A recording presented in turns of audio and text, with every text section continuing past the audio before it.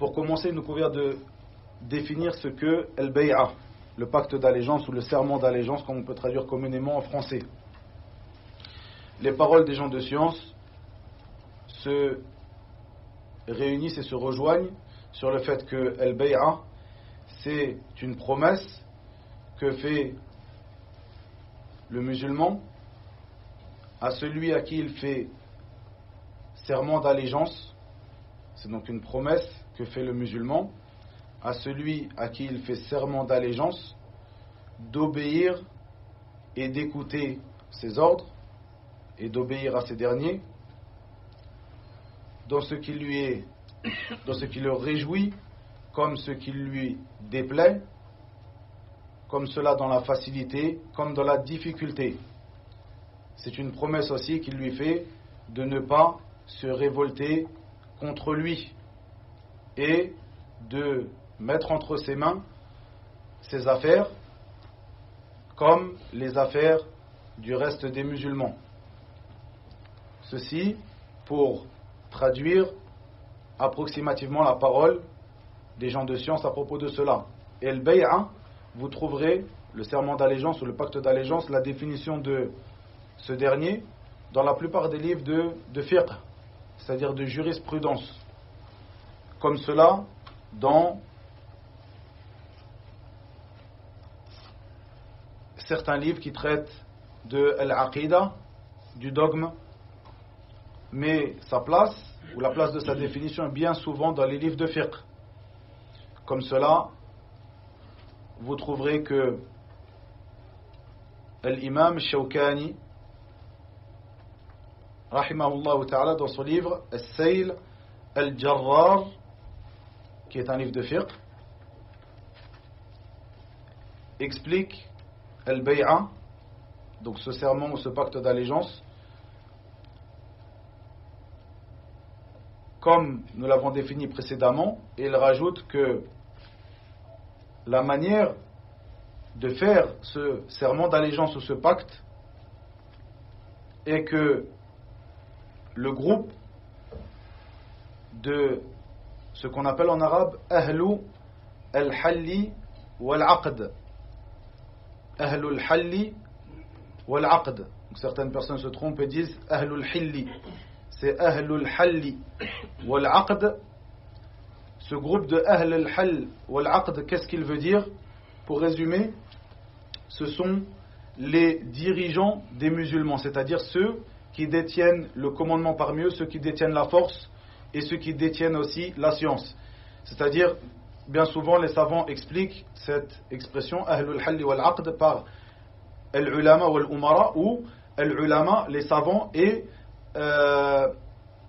ahlul shawka, c'est-à-dire ceux qui détiennent la force, c'est-à-dire comme les généraux des musulmans, ceux qui détiennent la force armée, la force militaire, et les doués de raison parmi les gens de science.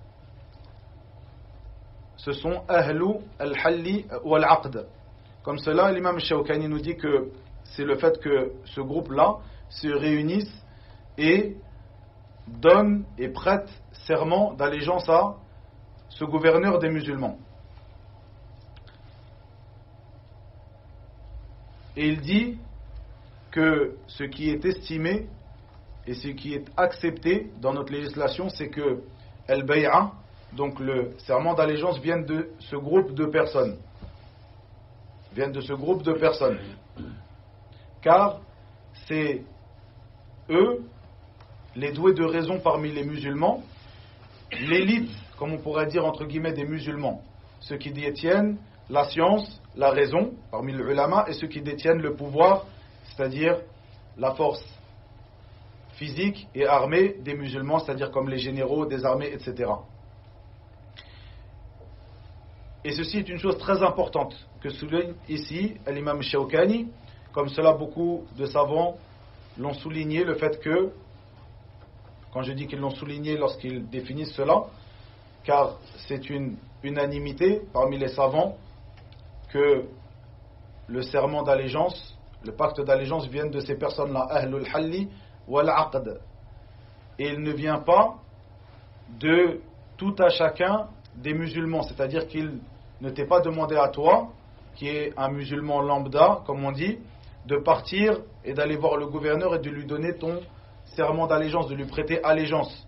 Sinon, l'ensemble des musulmans, ça on va le voir un peu plus tard, on parle du gouverneur de chaque pays, puisque le gouvernorat est estimé, comme on va le voir plus tard, et c'est une affaire, et c'est un point très important de ce cours, qui demande toute votre attention, le fait que l'imama de chaque gouverneur dans chaque pays, dans nos pays musulmans, est estimé comme étant un gouvernorat authentique et valide et véridique.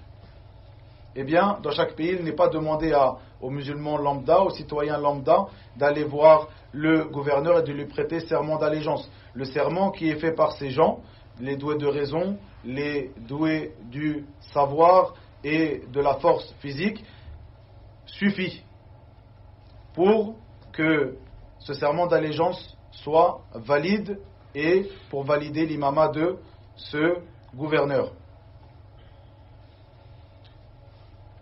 Ceci est très important car beaucoup se demandent comment je peux donner le serment d'allégeance, comme on a vu dans le cours précédent, la parole du prophète Mohammed sallallahu alayhi wa sallam dans le sens approximatif de ses paroles.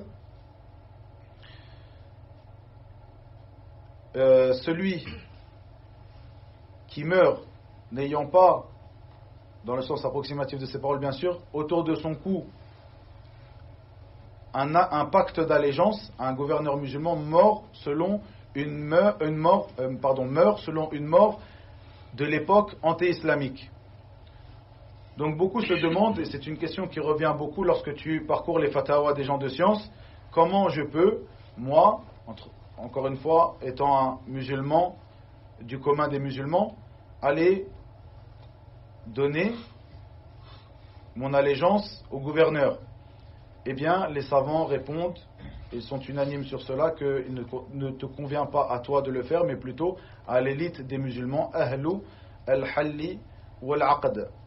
Encore une fois, quelque chose de très important, de bien comprendre cette affaire, le fait que si toi, tu n'es pas d'accord avec ce gouverneur-là, mais que ce gouverneur est bien le gouverneur des musulmans dans ce pays qui a été placé et qui a été accepté par ahlu al-halli wal-aqd, même si tu n'es pas d'accord avec lui, ton mécontentement et ton non-accord n'a aucun effet sur la validité de l'imama de cette personne.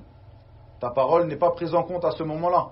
Et il te conviendra à toi de réviser ta propre personne afin d'être en accord avec les gouverneurs des musulmans, ahl al-hal wal-aqd, car c'est eux les doués de raison. Si toi, tu n'acceptes pas ce gouvernorat, c'est qu'il y a un problème chez toi, car les doués de raison, l'élite parmi les musulmans, ont accepté ce gouvernorat et l'ont validé.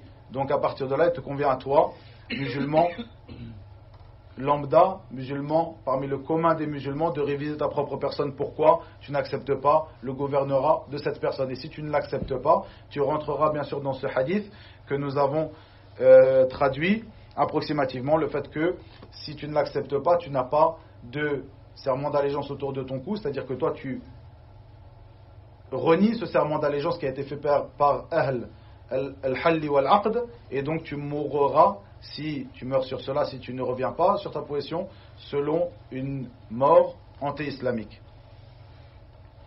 Le Cheikh al-Fawzan, hafidahullah ta'ala, fut questionné: est-ce que al-bay'a, le serment d'allégeance, est obligatoire ou seulement licite et autorisé, ou mustahabba, c'est-à-dire bien aimé, recommandé?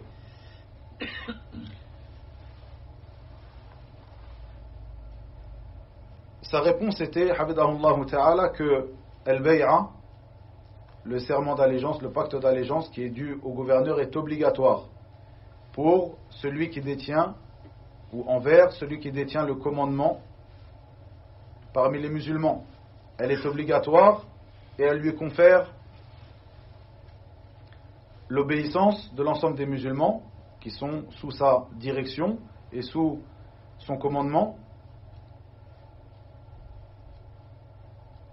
Et cet acte d'allégeance, comme le dit, ou ce pacte d'allégeance, comme le dit Cheikh al-Fawzan, est selon le livre d'Allah et la sunna du prophète sallallahu alayhi wa sallam. Et ceux qui lui donnent cette allégeance sont أهل الحل والعقد. Parmi العلماء والقادة. C'est la parole de Cheikh al-Fawzan, حفظه الله تعالى. أهل الحل والعقد من العلماء والقادة. العلماء, vous le savez, ce sont les savants. Et le qada, ce sont les généraux. Et autre que eux, encore la parole de Cheikh al-Fawzan, حفظه الله تعالى dans sa réponse, et autre que eux, parmi le reste du peuple des musulmans, sont suiveurs de ces derniers. C'est-à-dire qu'ils suivent ces derniers dans leur décision de donner l'allégeance à ce gouverneur. Et il leur est obligatoire après cela d'écouter et d'obéir. Et Cheikh al-Fawzan, hafidahullah ta'ala, de terminer en disant que al-bay'a, c'est-à-dire ce serment d'allégeance, n'est pas demandé de chacun ou à tout à chacun parmi le peuple des musulmans. Et ces gouverneurs, ou pardon, ces généraux et ces savants qui forment Ahlul Halli wal Aqd sont, ce peuple des musulmans est déchargé de cela par les savants et les généraux qui prêtent serment d'allégeance à leur place. Puis il termine cette réponse, cette fatwa, hafidahullah ta'ala, en disant que ceci est la voie de nos pieux prédécesseurs. Et comme cela était le serment d'allégeance qui a été voué à Abu Bakr as-Siddiq al-Akbar radiyallahu anhu. Yarhamukallah. Car, et Cheikh de dire, et autre que lui parmi les gouverneurs des musulmans. Et ici se termine la réponse de Cheikh al-Fawzan, l'allama Salih al-Fawzan, hafidahullah ta'ala. Comme cela, vous voyez que Abu Bakr as-Siddiq, qui était le meilleur de cette communauté après le prophète sallallahu alayhi wa sallam, ceux qui l'ont suivi, qui sont venus après lui parmi les gouverneurs des musulmans, parmi les sahaba, ceux qui les ont suivis dans le bien, Omar wa Uthman wa Ali wa al-Hassan wa Muawiya wa Yazid ila akhiri, tout cela, radiyallahu anhum ajma'in, tout à chacun parmi les sahaba qui étaient les meilleurs de cette communauté ne sont pas partis les voir pour leur donner leur serment d'allégeance. À commencer, comme le dit ici Cheikh al-Fawzan, par Abu Bakr. Mais plutôt c'était l'élite de as-sahaba qui l'ont accepté comme gouverneur, comme cela Omar, comme cela Uthman, comme cela Ali, etc. Radiyallahu anhum.